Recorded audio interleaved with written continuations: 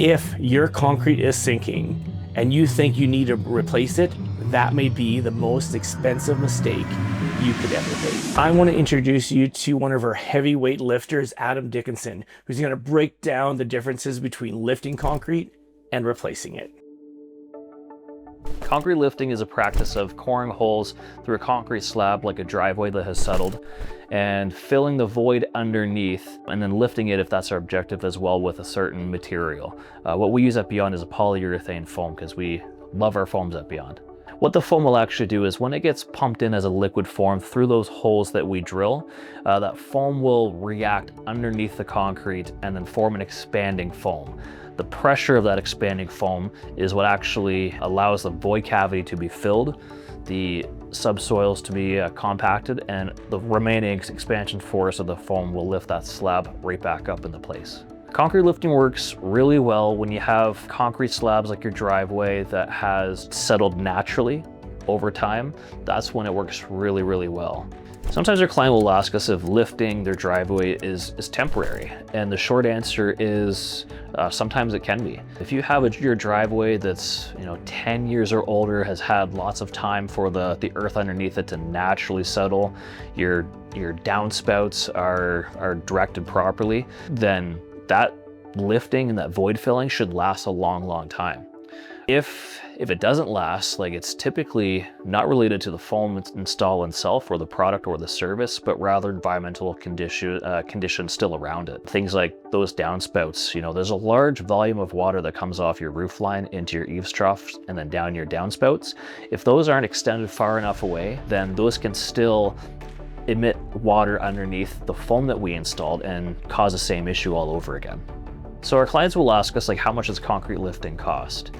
And the real main variables that drive the cost of concrete lifting is like the amount of foam material that we use. And we use way more material if we're finding massive void cavities underneath that concrete slab, basically driven by just a long exposure of erosion from water. If that concrete slab is also dropped as well, it takes material to fill that void, but also takes material to continue lifting that concrete slab too. And the larger the voids and the larger the amount of settlement, it's going to take quite a bit of material to address that. One thing people worry about is damage when they're lifting their concrete, starting anywhere from the holes that we need to drill to the end process. The holes that we drill are very, very small. They're not impactful whatsoever to the structural integrity of the slab itself. There's virtually no risk when it comes to us doing drilling, and the damage that we cause from that's very, very minor to non-existent. When we get into the lifting, however, that's when we have to take a step back and see, what's going to happen if we try and pump some foam and try and lift or even just shift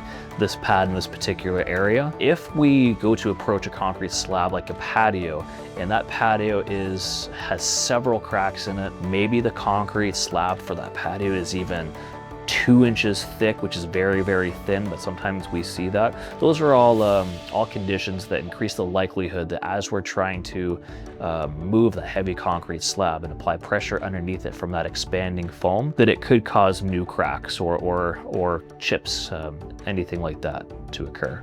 That's the bigger risk. What does that entail to replace? It's quite labor intensive.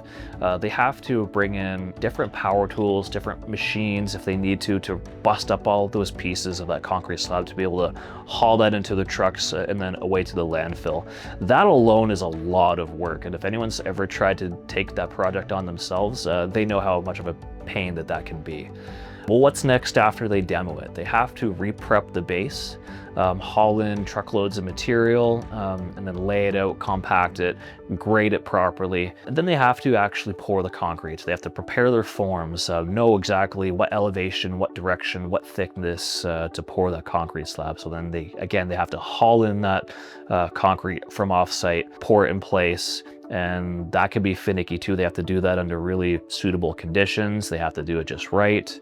They have to finish the concrete as well on top and make sure that it has proper joints, proper texture, suitable for where it's being applied. Replacing a concrete slab like your driveway, your walkway, or your patio makes way more sense when the existing concrete is just very cracked and damaged. Replacing the concrete doesn't necessarily mean that it fixes your original problem that the concrete slab has settled. You could spend that money to have it quote unquote done properly, but the reality is if the conditions around it or below it aren't resolved, all that money and all that time that was put into laying out that nice new driveway may go to waste because that settlement could reoccur. We've talked to some homeowners who have actually replaced their concrete and have ended up having the same issue some years later. So that's a really heartbreaking thing that I hear, because I know that from one homeowner to the next, spending all that money on replacing a driveway just to have the same issue happen again can be a pretty hard pill to swallow. When we come visit your property, we don't just say, yeah, we'll pump some foam into it and help out. What we really want to look at first is, why did that concrete pad settle in the first place? Was it just regular backfill and natural settlement issues? Are there downspouts that you need to be mindful for and extend those? Some water drainage issues with the surrounding landscape? Do you need to bring in a landscaper to help install some drainage system to prevent that? Like, those are things we want to consider first before we say, hey, here's our solution and this is what's going to help. So if your concrete is sinking, don't just choose on price, choose on the solution that's going to solve that root issue. If you want to know what makes sense for your home, let us help you walk through it so that you're making the right call. If you like this video, I encourage you to both like and comment. It helps us create more great content just like this for people like you.